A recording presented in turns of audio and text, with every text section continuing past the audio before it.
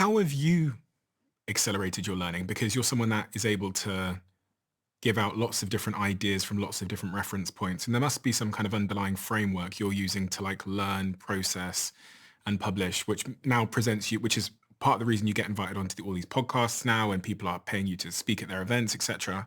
What was that framework for you?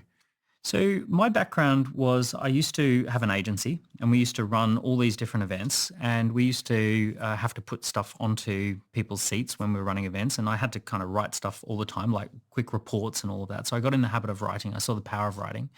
Um, in 2009, the entire world tipped on its head after the global financial crisis, and I was completely disrupted. I went from millions of revenue down to a few hundred thousand of revenue. I lost 90% of my revenue in 1 year. It was mass. I remember one Christmas party, 17, 18 people at a Christmas party. The following year was three. It was morbid. So during that time where the global financial crisis had such a deep impact, I began writing about what is it that I know to be true? What is it that, like, I don't know much because I've just had the rug pulled out from under me. What is it I do know to be true? What are the most uh, strong truths that I could share? And I ended up writing the book called Key Person of Influence in 2009, and it came out in 2010.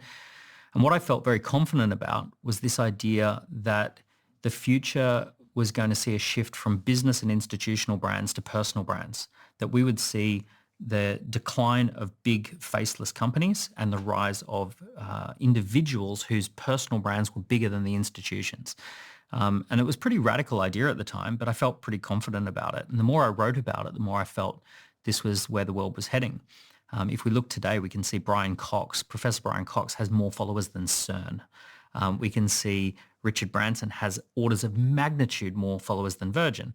We can see Elon's got more followers than NASA. We can see